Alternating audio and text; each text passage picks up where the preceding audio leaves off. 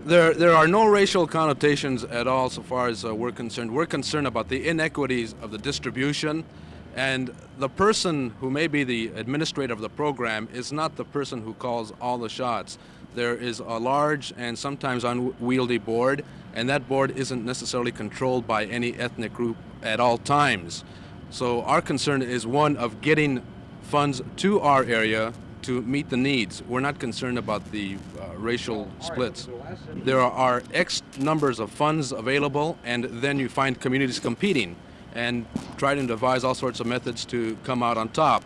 And we feel that's one of the major weaknesses of a mechanism such as EYOA. That's why we would like to see direct funding by HEW, Department of Labor, directly to the agencies, and that way you're not competing with other agencies for the same funds, but you're going directly to the source.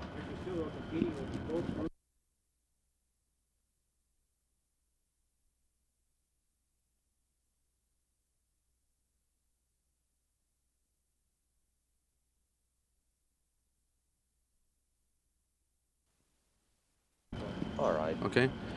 The Chicano Caucus formed about a year and a half ago, made up of delegate agencies basically in the East Los Angeles area, but we do have representation from San Fernando and the Harbor area.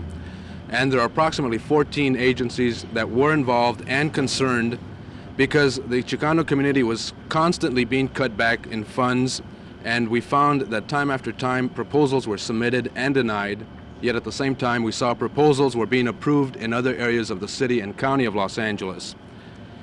And we have had an ongoing communication with OEO and other persons in power to effect some changes to try to devise a new mechanism for the funneling of for the funds to come into the Los Angeles, particularly Chicano community. You say you have delegates from these areas, but delegates from what? From the government agencies?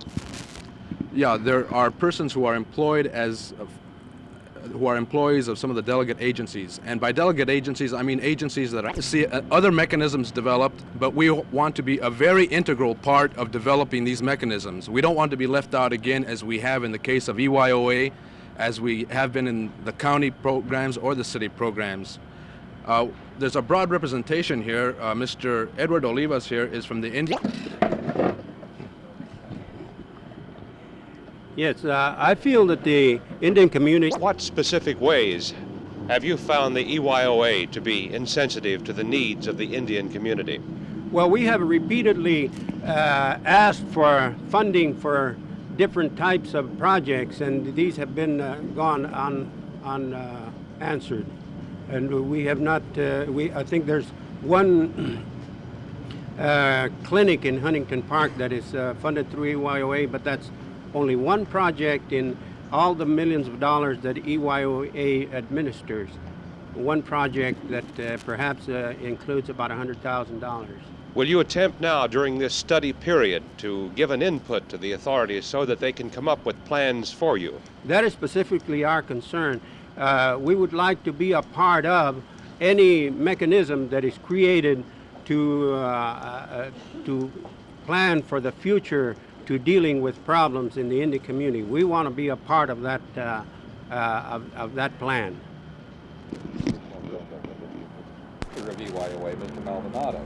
At that time, do you feel that you were having an adequate amount of programs, and is it the fact that now you have a Negro in charge of the program? Is this why you feel you're taking the best? A Negro group will come up and complain that they're not getting their share, where a Mexican group will come up and complain they're not getting their share.